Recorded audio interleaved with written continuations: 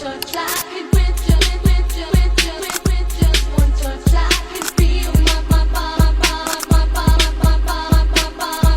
body giving. Assalamualaikum warahmatullahi wabarakatuh. Perkenalkan, nama saya Novarianti Ajit Sangaji.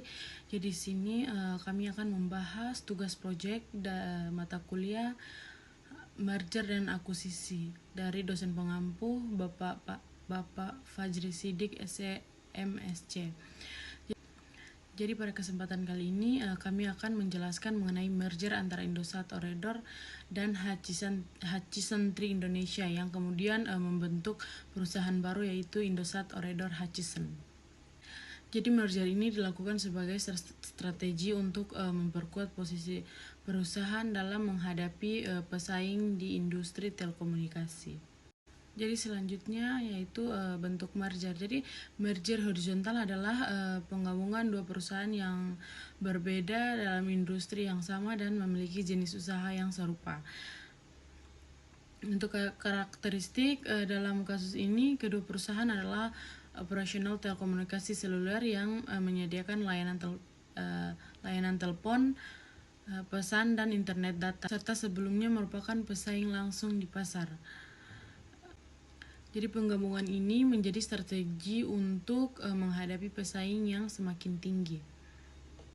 Next, karakteristik khusus industri telekomunikasi. Jadi yang pertama itu ada padat modal. Jadi industri telekomunikasi membutuhkan investasi yang sangat besar, terutama untuk pembangunan jaringan dan infrastruktur.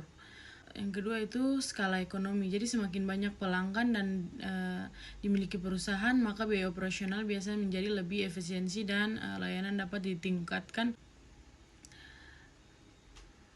Jadi dengan skala perusahaan yang lebih besar, pasar perusahaan dapat bersaing lebih kuat dan operasional lain di pasar. Next, untuk struktur hukum. Jadi yang pertama itu penggabungan perusahaan. Jadi dalam merger konsolidasi, kedua perusahaan melebur dan membentuk perusahaan baru. Yang kedua yaitu entitas baru. Jadi aset operasional dan sumber daya dari kedua perusahaan digabungkan, beroperasi dan diidentifikasi baru yaitu Indosat Ooredoo Hutchison. Yang ketiga ada makna strategi. Jadi merger ini mencerminkan kerjasama antara strategi dan sinergi antara kedua perusahaan. Selanjutnya dampak terhadap struktur pasar. Yang pertama ada perusahaan struktur. Jumlah personel besar dan di pasar menjadi lebih singkat sehingga konsentrasi pasar meningkat. Yang kedua yaitu efisiensi potensial. Jadi perusahaan yang lebih besar dapat melakukan investasi jaringan secara lebih optimal dan meningkat kualitas layanan. Dan yang ketiga ada persaingan perubahan. Meskipun kedua perusahaan tidak lagi bersaing satu sama lain, mereka masih menghadapi kompetitor kuat lainnya. Yang ketiga itu pesaing sehat. Jadi pesaing diharapkan menjadi melalui peningkat kualitas layanan, inovasi teknologi dan layanan digital. Selanjutnya pola merger. Yang pertama ada entitas pusat. Jadi terdapat satu entitas utama yang menjadi pusat kendali organisasi. Yang kedua yaitu konsolidasi aset. Jadi aset dan sumber daya dari kedua perusahaan digabungkan dalam satu sistem. Dan yang ketiga ada integrasi jaringan. Jadi spektrum, frekuensi dan infrastruktur jaringan digabungkan untuk meningkatkan efisiensi. Dan yang terakhir adalah kepemimpinan tunggal. Jadi manajemen dan pengambilan keputusan berada dalam satu struktur kepemimpinan yang terpadu. Next, untuk motif sinergi. Yang pertama ada integrasi jaringan. Jadi penggabungan jaringan membuat kecukupan layanan menjadi lebih luas dan kualitas sinyal lebih baik. Yang kedua ada optimalisasi spektrum. Jadi spektrum frekuensi dapat digunakan secara lebih efisiensi setelah digabungkan. Yang ketiga ada sistem terpadu. Jadi sistem teknologi informasi dan manajemen menjadi lebih terintegrasi sehingga operasional lebih efisiensi. Next, untuk motif efisiensi. Yang pertama ada pengurangan biaya tumpang tindih. Jadi merger membantu mengurangi biaya seperti pemasaran, distribusi, administrasi, serta pembangunan dari pemeliharaan jaringan. Yang kedua yaitu skala ekonomi. Jadi ukuran perusahaan yang lebih besar membuat biaya perlayanan menjadi lebih rendah dan meningkatkan profitabilitas. Next, untuk motif penguatan biaya saing. Jadi yang pertama ada basis pelanggan luas. Jadi perusahaan hasil merger memiliki jumlah pelanggan yang lebih besar.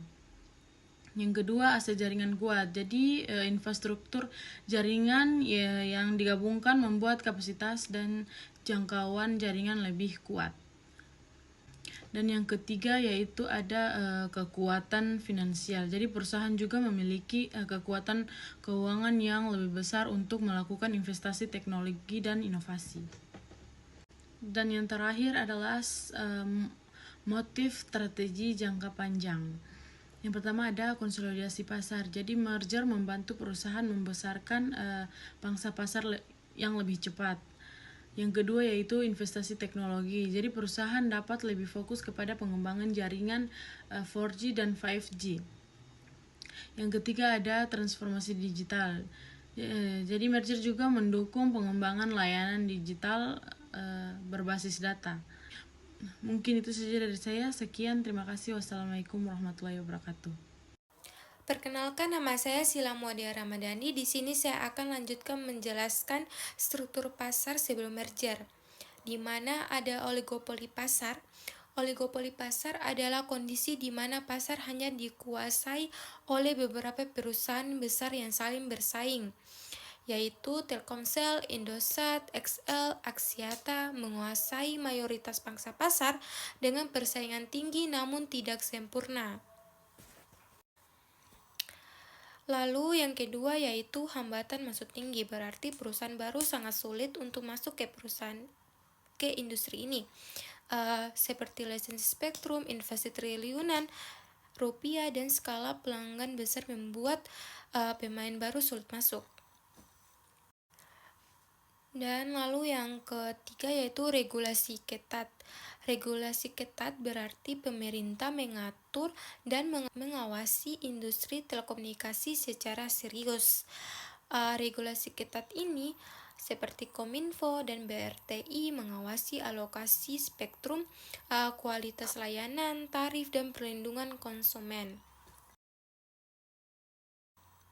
Di sini saya akan menjelaskan ukuran pasar telekomunikasi Indonesia. Indonesia merupakan salah satu pasar telekomunikasi terbesar di Indonesia. Jadi jumlah SIM aktif mencapai sekitar 352 juta. Bahkan jumlah ini lebih banyak dibandingkan jumlah penduduk Indonesia. Hal ini terjadi karena banyak masyarakat menggunakan lebih dari satu kartu SIM.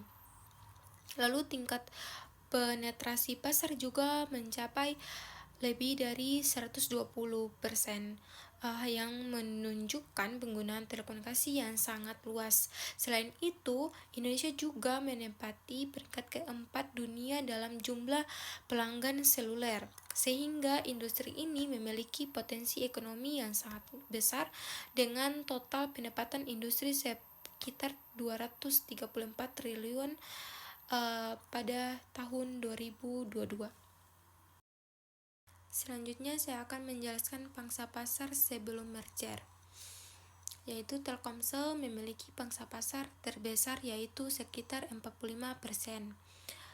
Jadi hampir setengah dari seluruh pengguna layanan telekomunikasi di Indonesia menggunakan Telkomsel. Hal ini menunjukkan bahwa Telkomsel memiliki dominasi yang sangat kuat di pasar. Lalu ada Indosat. Indosat memiliki 17% pangsa pasar. Meskipun berada di posisi kedua, jarak pangsa pasar dengan Telkomsel masih cukup jauh sehingga Indosat perlu strategi untuk memperkuat posisinya. Lalu yang ketiga yaitu XL Axiata memiliki pangsa pasar sekitar 16%. XL Axiata merupakan salah satu pesaing utama Indosat dalam merebutkan pelanggan di pasar telekomunikasi Indonesia.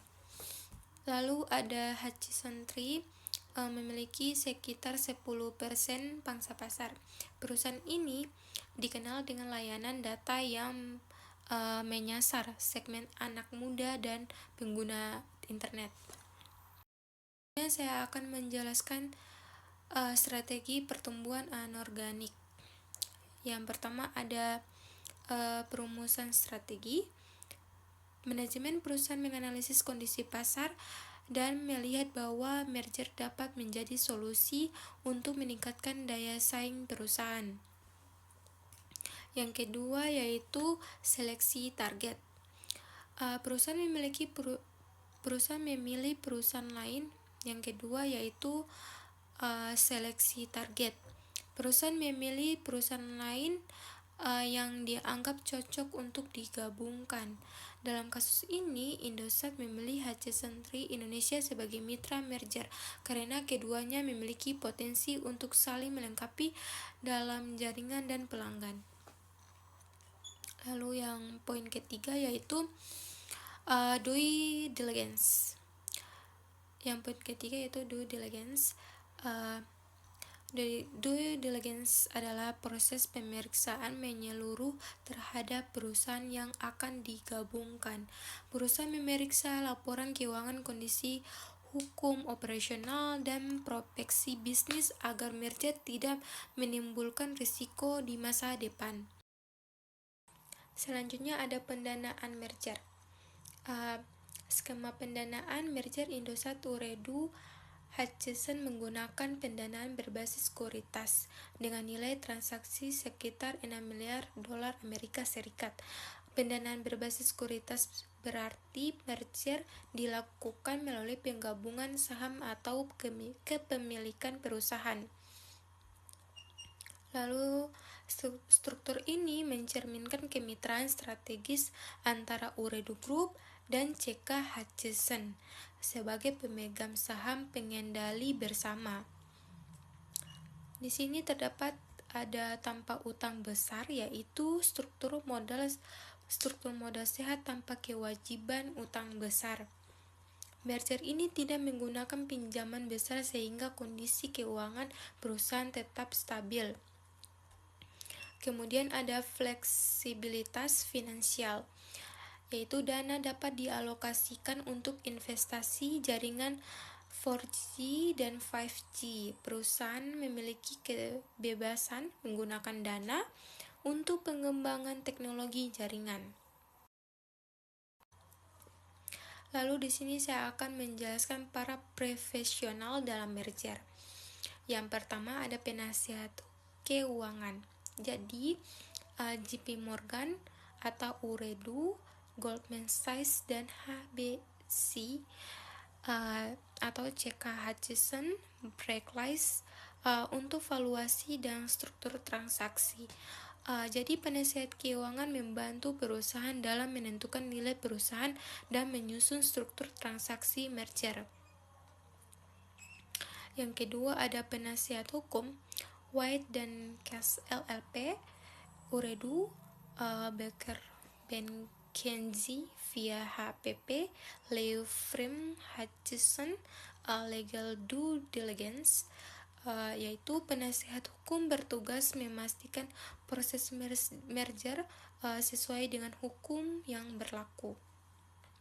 Lalu yang ketiga ada regulator, OJK atau pasar modal, KPPU atau persaingan usaha, pengawasan dan persetujuan merger, yaitu proses merger harus mendapat pengawasan dan persetujuan dari regulator. Selanjutnya ada 3 taktik utama merger. Yang pertama ada penciptaan sinergi, penggabungan jaringan dan spektrum frekuensi untuk efisiensi operasional dan peningkatan kualitas layanan. Yaitu sinergi berarti kedua perusahaan menggabungkan sumber daya yang dimiliki. Lalu ada peningkatan nilai, yaitu peningkatan skala usaha, kepercayaan investor, dan kapasitas investasi jaringan serta layanan digital, yaitu merger dapat meningkatkan nilai perusahaan. Yang ketiga yaitu ada konsolidasi pasar, yaitu penggabungan pangsa pasar, pengurangan fragmentasi, dan penguatan posisi kompetitif nasional.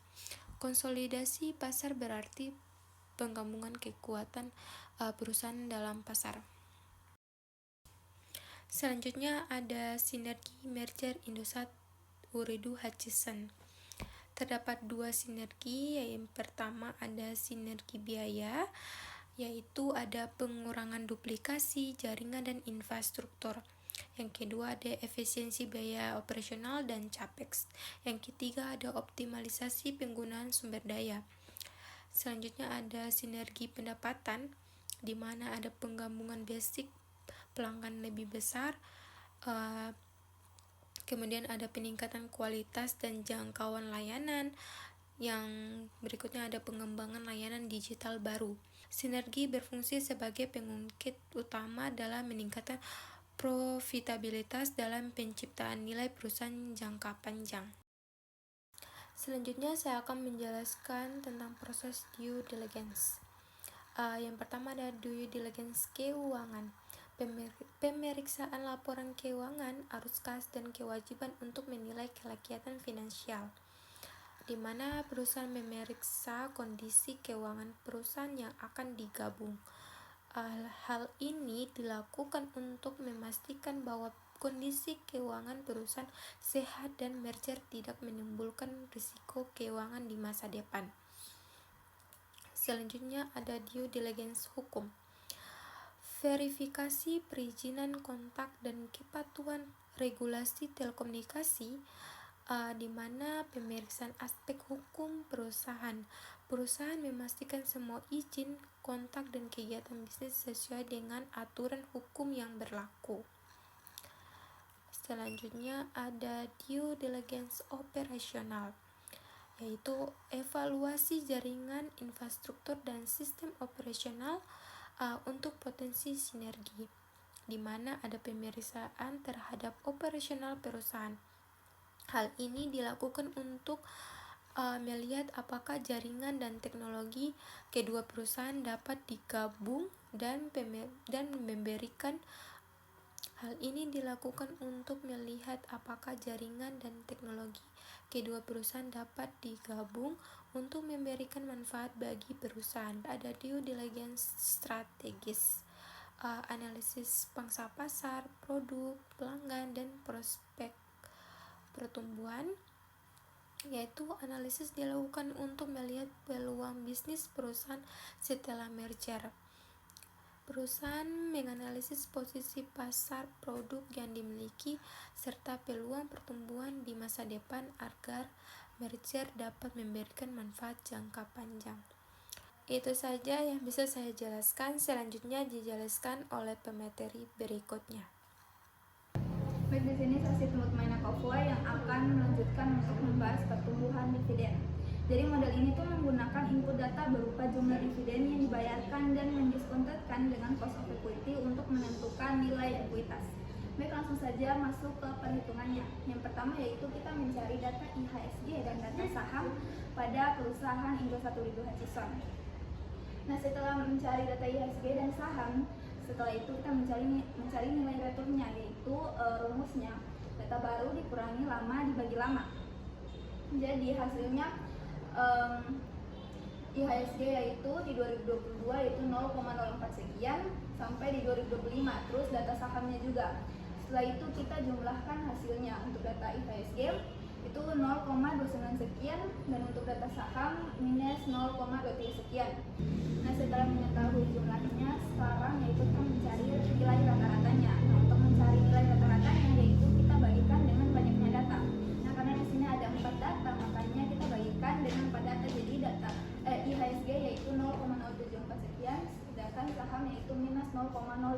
sekian. Nah, di kolom kedua di sini ada return rata-rata. Nah, return rata-rata ini kita kita kurangi dengan rata-rata. Jadi contohnya di 2022 untuk IHSG itu 0,04 dikurangi dengan 0,07 sekian. Hasilnya itu minus 0,03 sekian. Begitu juga dengan sahamnya. Nah, setelah itu setelah dijumlahkan hasilnya itu harus 0. Kalau tidak 0 berarti ada yang salah di pengurangannya.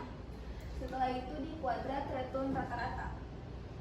Nah, kuadrat return rata-rata ini kita kuadratkan, contohnya untuk data IHSG yaitu kita kuadratkan di data tersebut. Nah, untuk kolom selanjutnya yaitu kuadrat return rata-rata. Nah, untuk mencari kuadrat return rata-rata yaitu hasil return rata-rata itu dikuadratkan. Nah, jadi IHSG itu mendapatkan 0,001%, 1 sekian, dan sahamnya itu 0,47 sekian. Setelah itu dijumlahkan untuk IHSG 0,03 sekian dan saham 0,82 sekian.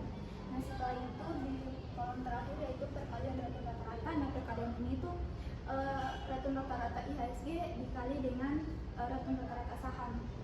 Hasilnya ini terus setelah itu dijumlahkan. Hasilnya 0,03 sekian. Nah, setelah itu kita mencari varian returnnya. Nah, varian return ini jumlah kuadrat return rata-rata ini kita bagikan dengan banyaknya data. Jadi kita bagikan dengan 4 data, hasilnya 0,01 sekian untuk IHSG. Begitu juga dengan saham. Itu hasilnya 0,2 sekian. Nah, setelah itu mencari deviasi standar. Nah, untuk mencari deviasi standar, varian ini dikuadratkan. Jadi 0,01 sekian itu dikuadrati. Setelah mengetahui nilai datanya, di sini Anda akan mencari nilai RE atau cost effectiveness-nya. Nah, rumusnya yaitu RE sama dengan risk ditambah beta dikali return market dikurangi risk. Nah, risk-nya di sini ada 4,75%, betanya 0,09%, return marketnya 0,03%. Nah, return market ini ambil dari rata-rata return IHSG. Setelah itu di sini kita menjumlahkannya satu persatu. Jadi return market dikurangi risk free hasilnya 0,02 sekian. Setelah itu beta dikali dengan hasil yang tadi, jadi hasilnya 0,002 sekian. Setelah itu risk free ditambah dengan nilai yang tadi, jadi hasilnya 0,05 sekian atau dibulatkan menjadi 5,01%. Setelah itu setelah kita mengetahui RE-nya, sekarang kita akan mencari nilai dividend growth rate-nya. Nah, untuk rumusnya yaitu D1 dibagi dengan D0 dipangkatkan 1 per N kurang 1 dikali 100%. Nah, ini adalah dividen dari perusahaan Indosat Oligo Hutchison dari 2021 sampai 2025. Nah, ini adalah dividen dari perusahaan Indosat Oligo Hutchison dari 2021 sampai 2025. Nah, di sini masukkan rumusnya, jadi D1 di sini ada 83,8 jadi tahun akhir, dan D0 yaitu tahun awal 207,03. Terus dipakatkan dengan 1 dibagi 4 yaitu banyaknya data karena ada 4 tahun. Setelah itu terus dikurangi 1, nah hasilnya itu minus 0,20 sekian atau dibulatkan growth-nya itu minus 20%. Nah, setelah mengetahui RE dan growth-nya, di sini langkah terakhir, di sini mencari yaitu penolnya. Nah, rumus penol yaitu D0 dikali dengan 1 ditambah dengan G yaitu growth dibagi RE dikurangi growth. Nah, di sini ada perbedaan rumus karena tadi di dividen growth D0-nya yaitu tahun awal, sedangkan kalau di penol D0 itu berubah menjadi tahun akhir.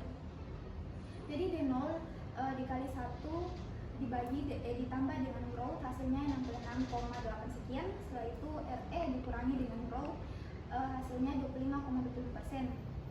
Setelah itu hasil dari D0 dikali 1 plus G itu dibagi dengan hasil RE dikurangi growth. Nah, jadi hasil penolnya yaitu 264,76 sekian. Nah, setelah itu kita cari jumlah saham beredarnya. Nah, di PT Indosat Oligo Hutchison untuk jumlah saham beredarnya itu 32 miliar sekian. Terus dikali dengan hasil penolnya tadi, jadi nilai perusahaannya itu 8 miliar sekian. Baik, mungkin itu saja yang bisa saya jelaskan. Selanjutnya akan dijelaskan oleh pemateri selanjutnya. Oke, Oke, baik teman-teman, sebelumnya perkenalkan saya Mretel Katiri dan saya akan melanjutkan membahas perhitungan nilai perusahaan menggunakan discounted cash flow. Jadi, salah satu fungsi utama dari discounted cash flow adalah untuk menghitung arus kas diskonto dari suatu bisnis agar bisa menentukan nilainya. Yang dimana manfaat dari discounted cash flow sendiri adalah untuk memperhitungkan profitabilitas masa depan perusahaan dan memberikan pandangan terkait prospeknya. Analisis discounted cash flow juga bermanfaat untuk mengoreksi efek dari penilaian yang berlebihan atau kurang pada suatu sektor maupun pasar menggunakan prediksi nilai intrinsik paling akurat. Oke, sekarang kita langsung masuk ke perhitungannya. Untuk menghitung unlevered free cash flow, kita mengambil nilai EBIT atau earning before interest and tax, yang dimana untuk perusahaan PT Indosat Ooredoo Season sendiri itu kita akan ambilnya 4 tahun, jadi ada 2022, 2023 sampai 2025. Untuk EBIT sendiri itu dari 2022 ada 6,535 sekian sampai di 2025 ada 7,284647. Kemudian tax, nah tax itu kami dapat untuk perusahaan itu dia dari 2022 sampai 2025 itu 22%. Sehingga untuk mencari nilai tax-nya, yaitu nilai tax 22% tadi kita kalikan dengan nilai EBIT, sehingga dapatlah 1,437874 sampai di 1602622. Nah, kemudian kita cari juga nilai depresiasi dan amortisasi. Di sini kami dapat di tahun 2022 itu 13703 sekian dan di 2025 itu 15831 sekian. Kemudian untuk NWC. Nah, NWC sendiri kita juga memerlukan rumus untuk mencarinya, yaitu current asset kita kurangi dengan cash, lalu dikurangi lagi dengan current liability.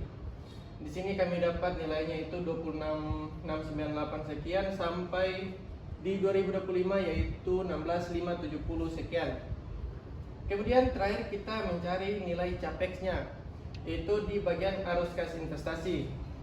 Sini sudah tertera di depan nilainya, yaitu ada 4012 di 2022, 10771 2023 dan di 2025 itu 12097. Kemudian untuk menghitung nilai unlevered free cash flow, pertama dari EBIT kita kurangi dengan tax. Setelah dikurangi tax, kita tambahkan kembali dengan depresiasi dan amortisasi. Setelah itu kita kurangi dengan NWC, lalu dikurangi lagi dengan capex. Dapatlah nilainya 2022 itu 22108, 2023 itu 24620, 2024 itu 22343 dan 2025 1851889. Kemudian nilainya ini semua kita jumlahkan, dapatlah jumlahnya ini 87589.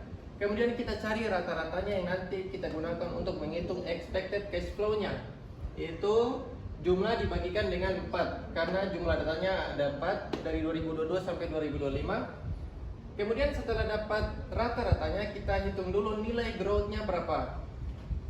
Nah, untuk nilai growth sendiri kan rumusnya yaitu D1 per D0 pangkat 1 per N kurang 1 dikali 100%.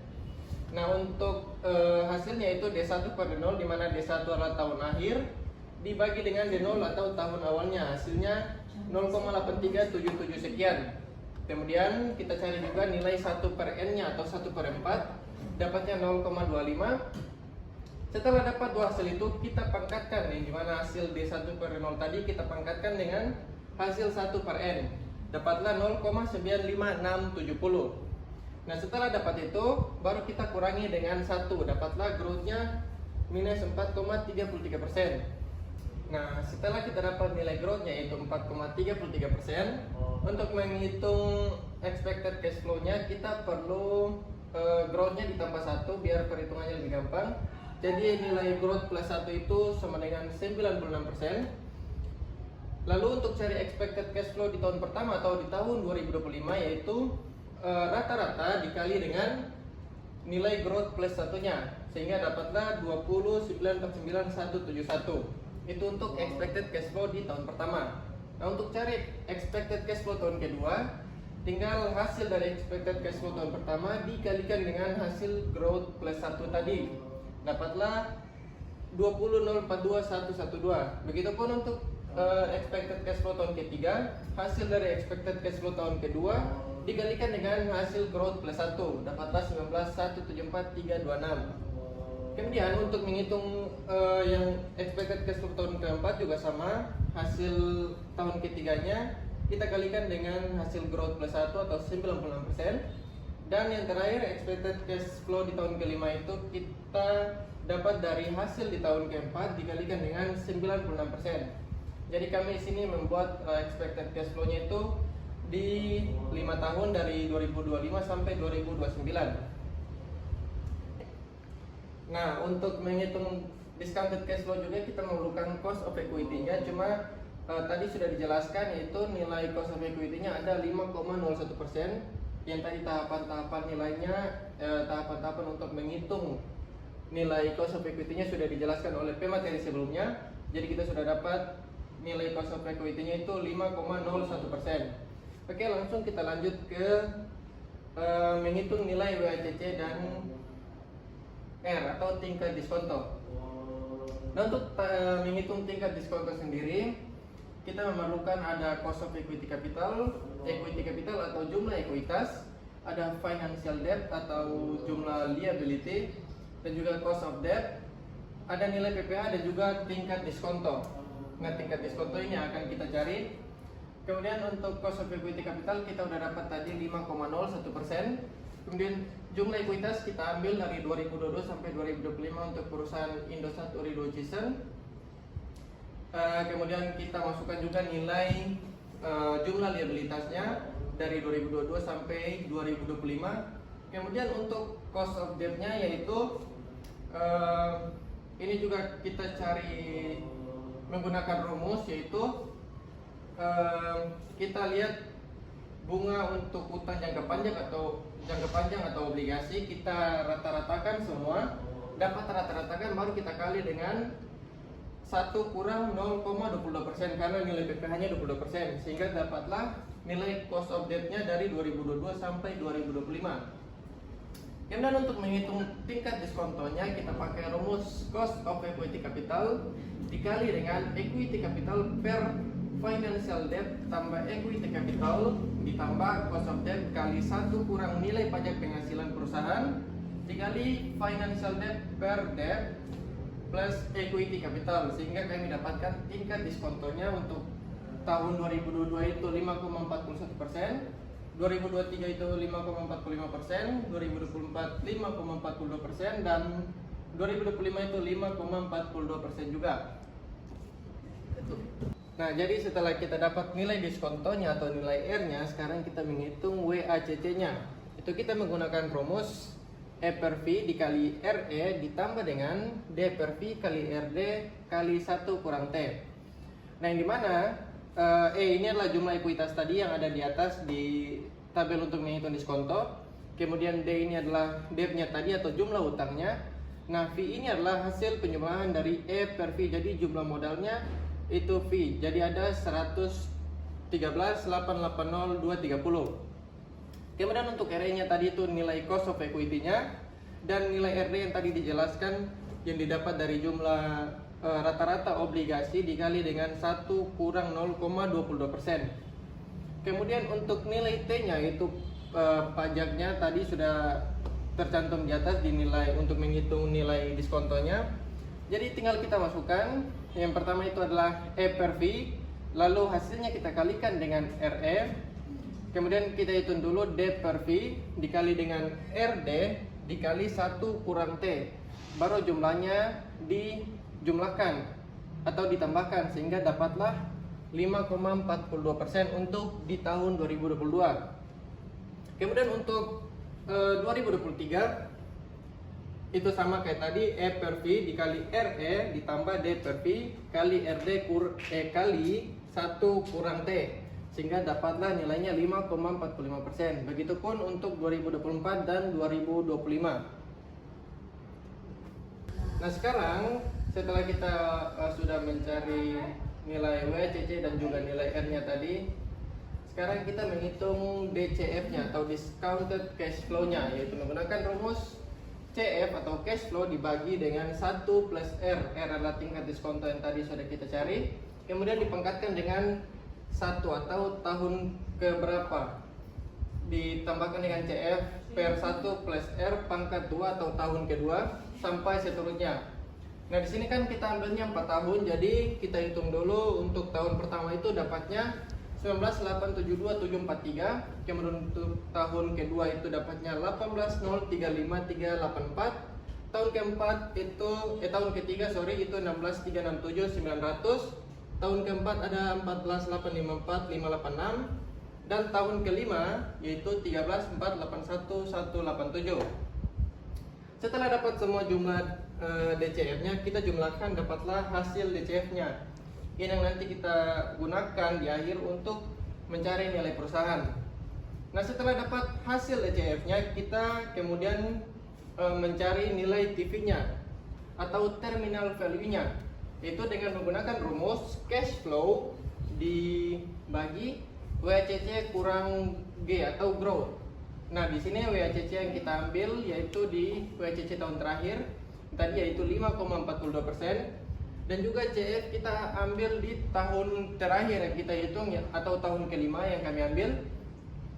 Sehingga kita kurangkan dulu WACC kurang growth, lalu hasilnya dibagikan dengan CF atau cash flow, sehingga dapatlah nilai TV-nya itu 180,017,509. Nah, setelah kita dapat hasil TV-nya, kemudian kita mempresent value-kan hasil dari TV tersebut. Untuk mencari nilai present value dari terminal value-nya, kita menggunakan rumus TV per 1 plus WACC pangkat N, yang dimana nilai TV tadi yang sudah kita hitung 180,017,509. Kemudian WACC-nya kita ambil yang tahun terakhir juga. Kemudian N-nya ini di tahun keberapa yang kami hitung sampai terakhir itu, yang dimana kami di sini itu kan sampai tahun kelima. Jadi N yang kami pakai itu di tahun kelima kami menghitung free cash flow-nya. Kemudian setelah dapat semua nilainya, kita tinggal masukkan saja rumusnya, yaitu TV per 1 plus WACC pangkat N, sehingga menghasilkan nilai PV present value terminal value-nya itu 138,266,542,107 sekian. Nah, setelah dapat hasil dari PVTV ini, kita jumlahkan dengan hasil DCF-nya. Jadi hasil present value terminal value kita jumlahkan dengan hasil DCF-nya yang tadi kita jumlahkan, sehingga dapatlah nilai perusahaannya itu 220,878,342,159 sekian. Oke, mungkin itu saja dari saya pembahasan mengenai cara menghitung nilai perusahaan menggunakan discounted cash flow, dan selanjutnya akan dijelaskan lagi oleh pemateri selanjutnya. Terima kasih. Perkenalkan, nama saya Rizky Kupalia. Di sini saya akan melanjutkan pembahasan kami pada perusahaan Oredo Hutchison. Nah, pada kali ini saya menjelaskan di analisis rasio. Yang pertama itu rasio likuiditas, di mana itu rasio yang mengukur kemampuan perusahaan memenuhi kewajiban jangka pendek. Nah, dan rasio likuiditas itu terbagi atas dua, itu rasio lancar dan quick ratio. Nah, rasio lancar itu terdiri dari aktiva lancar dan utang lancar. Ya, aktiva lancar dibagi dengan utang lancar, totalnya 0,40. Nah, untuk jangka pendek perusahaan bisa di cover saat aset lancar perusahaan sebanyak 0,40 kali. Sedangkan quick ratio itu terdiri aktiva lancar dikurangi dengan persediaan dibagi dengan utang lancar, totalnya itu 0,40. Setelah dikurangi persediaan, untuk jangka pendek dapat ditutupi oleh aktiva lancar sebanyak 0,40 kali. Termasuk pada rasio aktivitas. Rasio aktivitas terbagi atas 3. Pertama itu perputaran piutang, perputaran persediaan, dan perputaran aktiva tetap. Dan yang itu ya. Yang dimana itu perputaran piutang itu penjualan dibagi dengan piutang, yaitu 15,80. Perputaran piutang perusahaan sebesar 80 kali dalam 1 tahun, yang berarti piutang perusahaan dapat berputar atau tertagih sekitar 15 kali selama 1 periode.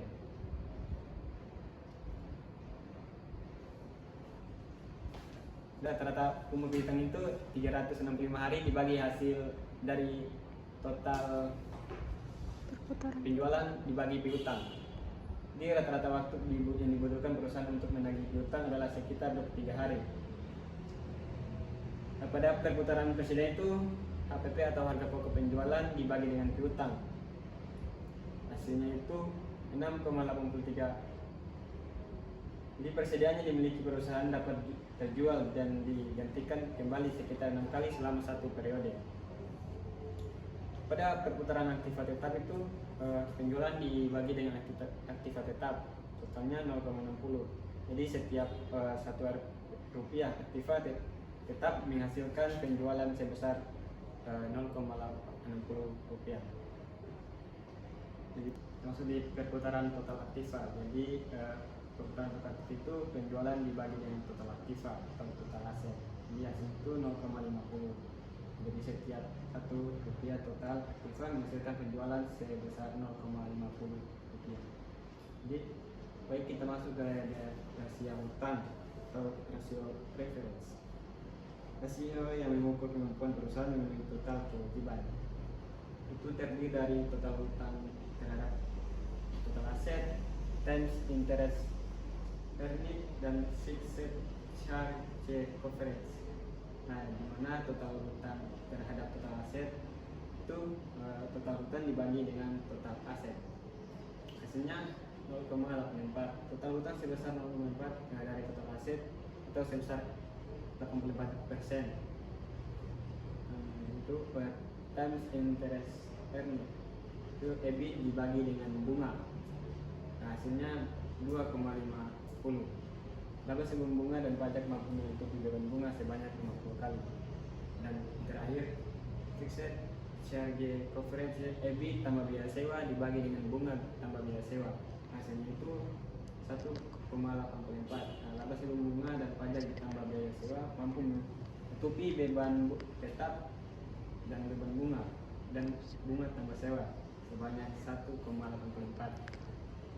Kita masuk pada rasio profitabilitas, yang dimana itu rasio yang mengukur kemampuan perusahaan menghasilkan profitabilitas. Itu yang terdiri dari profit margin, return on asset, dan return on equity.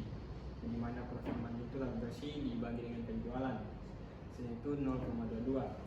Laba bersih sebesar 0,22 dari setiap 1 rupiah penjualan. Sedangkan return on asset itu EBIT dibagi dengan total aset, itu 0,12. Laba sebelum bunga dan pajak sebesar 0,12. Nah, dari setiap RP 1 rupiah total aset.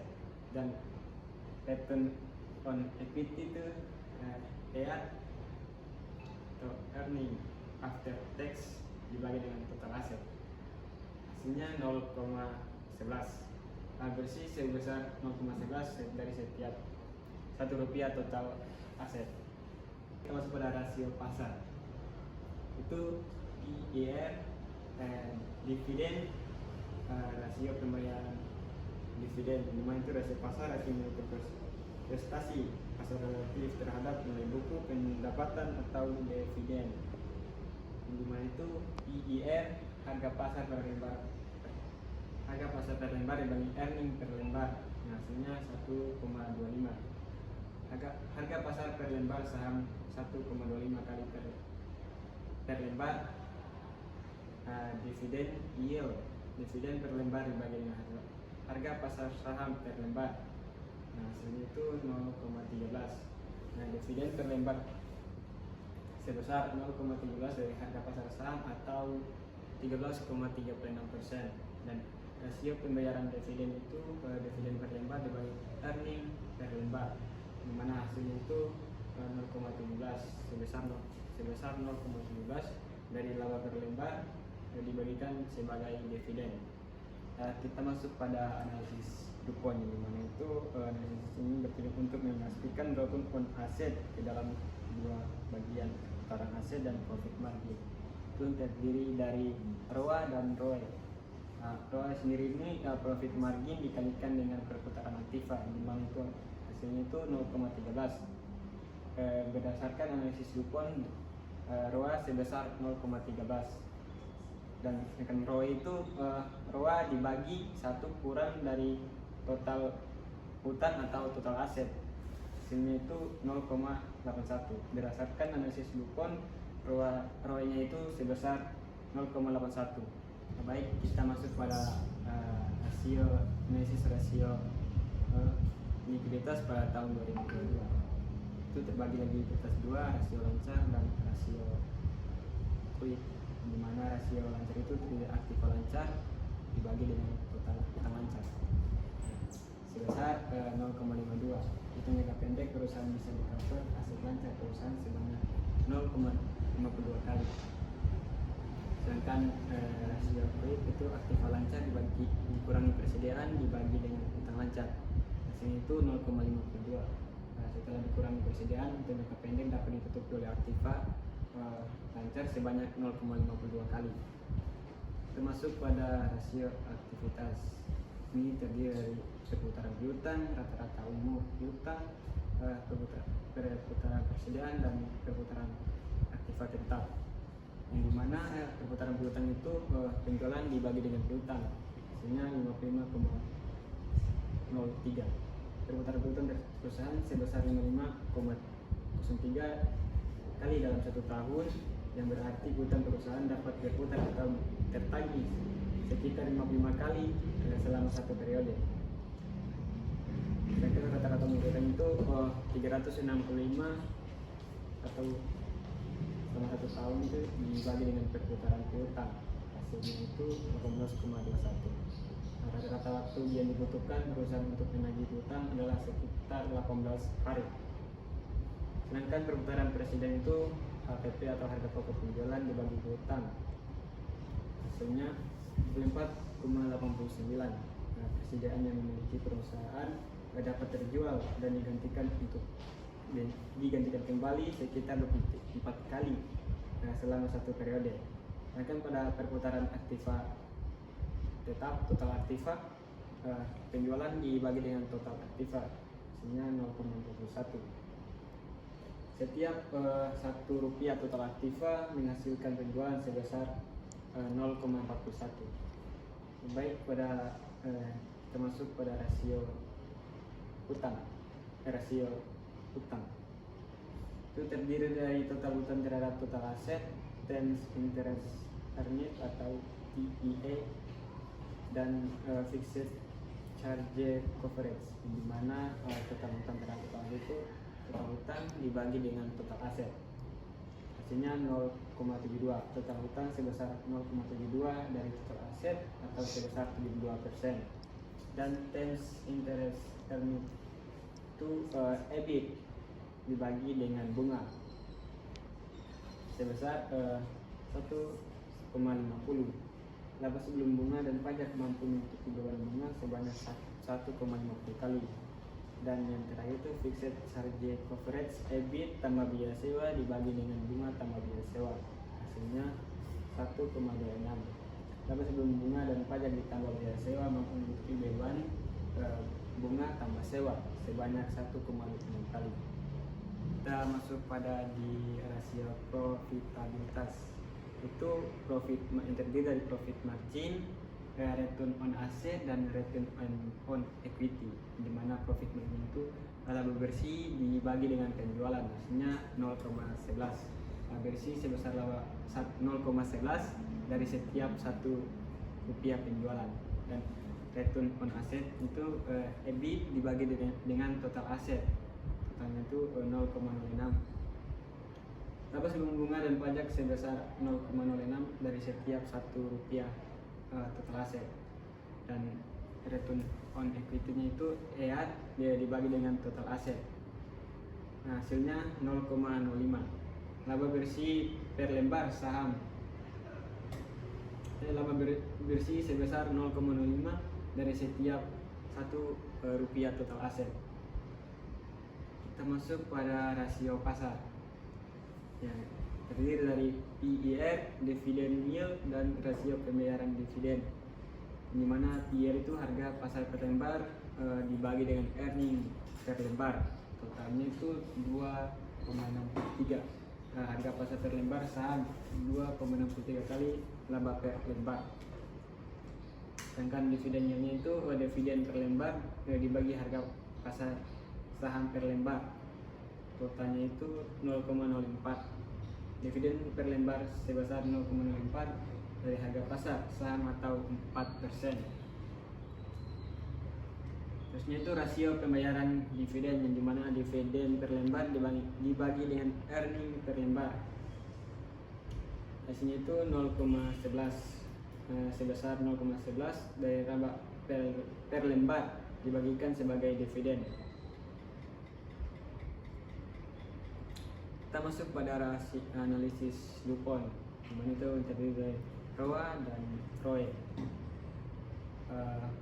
Pada ROA itu profit margin dikali dengan perputaran aktiva. Itu profit marginnya itu terdapat dari tadi di atas di analisis rasio profitabilitas pada hal pertama. Itu sebesar 0,11. Jadi totalnya itu 0,06. Berdasarkan analisis DuPont, ROA sebesar 0,6. Sedangkan ROE-nya itu ROA dibagi dengan 1 kurang total hutang atau total aset. Jadi ROA-nya itu 0,06. Totalnya itu 0,20. Berdasarkan analisis DuPont, ROA sebesar 0,20%. Baik, itulah perhitungan analisis rasio PT Indosat Oreo dan Citson dari 2021 sampai 2022, dan 2023 sampai 2025 itu tahapan perhitungannya juga sama seperti dengan tahapan 2021 sampai 2022. Baik, selanjutnya kita masuk pada aspek hukum merger di Indonesia. Merger atau pergabungan perusahaan diatur oleh berbagai peraturan perundang-undangan untuk memberikan kepastian hukum dan menjaga keseimbangan kepentingan perusahaan dengan kepentingan publik. Yang pertama itu kerangka hukum merger. Pada Undang-Undang Nomor 40 Tahun 2007, perseroan terbatas mengatur merger sebagai perbuatan hukum menggabungkan perusahaan dengan pengalihan seluruh aktiva dan pasifa. Kedua itu Undang-Undang Nomor 5 Tahun 1999, larangan praktik monopoli dan persaingan usaha tidak sehat untuk mencegah dominasi pasar. Ketiga itu Komisi Pengawas Persaingan Usaha, mengawasi dan menilai dampak merger terhadap struktur pasar dan konsentrasi industri. Yang ketiga itu proses hukum merger. Pelaksanaan merger harus melalui berbagai tahapan hukum yang diatur dalam perundang-undangan untuk memastikan proses transparan, adil dan tidak merugikan pihak yang berkepentingan. Itu tahapan kunci proses merger. Pertama itu persetujuan pemegang saham atau RUPS. Forum tertinggi perusahaan menyetujui rencana merger berdasarkan suara mayoritas pemegang saham. Yang kedua itu due diligence atau uji tuntas, pemeriksaan penyeluruh tahapan kondisi hukum, keuangan, aset, kewajiban, dan risiko bisnis. Yang ketiga itu pengumuman kepada pihak terkait informasi rencana merger yang disampaikan kepada karyawan, kreditur, dan pihak terkait lainnya. Dan yang kelima itu perlindungan hukum pihak terdampak. Pertama itu pada karyawan. Perusahaan wajib memberikan informasi mengenai rencana merger sebelum dilaksanakan untuk memberikan kepastian status hubungan kerja. Yang kedua itu pemegang saham minoritas. Hak untuk memperoleh informasi lengkap dan transparan mengenai rencana pengembangan perusahaan. Yang ketiga itu kreditur, pemberitahuan rencana merger untuk memberikan kepastian kewajiban perusahaan tetap dipenuhi. Yang keenam itu aspek persaingan usaha, itu terbagi atas dua dampak positif dan negatif. Dampak positifnya itu meningkatkan efisiensi operasional memperkuat kapasitas produksi, dan yang ketiga itu meningkatkan kualitas layanan. Sedangkan dampak negatifnya meningkatkan meningkatnya konsentrasi pasar, berkurangnya tingkat persaingan, dan ketiga itu potensi dominasi pasar. Kegiatan merger diawasi oleh Komisi Pengawas Persaingan Usaha untuk mencegah praktik monopoli dan menjaga persaingan usaha yang sehat. Yang ketujuh itu merger Indosat Oregon. Pertama itu merger horizontal, itu penggabungan perusahaan dalam industri telekomunikasi yang sama. Yang kedua itu konsolidasi, menghasilkan entitas baru PT Indosat Oregon Susun Tbk.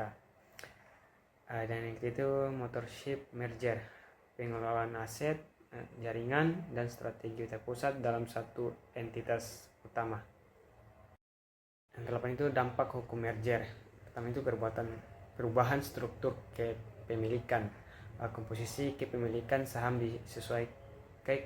disesuaikan sesuai kesepakatan pemegang saham kedua perusahaan. Yang kedua itu penggabungan aset dan kewajiban, seluruh aktiva dan pasiva dialihkan menjadi bagian perusahaan hasil penggabungan. Dan yang ketiga itu perubahan identitas perusahaan Indosat Oregon Hutchison dengan perubahan anggaran dasar dan struktur organisasi. Dan kesimpulan dari seluruh laporan kami itu merger Indosat Oregon dan Hutchison di Indonesia merupakan langkah strategi sebagai respon terhadap tingginya persaingan dan karakteristik industri telekomunikasi yang padat modal. Tentang merger, tekanan margin keuntungan, kebutuhan investasi, jaringan besar, dan keterbatasan skala usaha. Tujuan merger itu memperkuat posisi kompetitif, membangun fondasi efisien menghadapi perkembangan teknologi. Baik, itulah presentasi dari kelompok kami. Saya akhiri, wabillahi taufiq wal hidayah. Wassalamualaikum warahmatullahi wabarakatuh.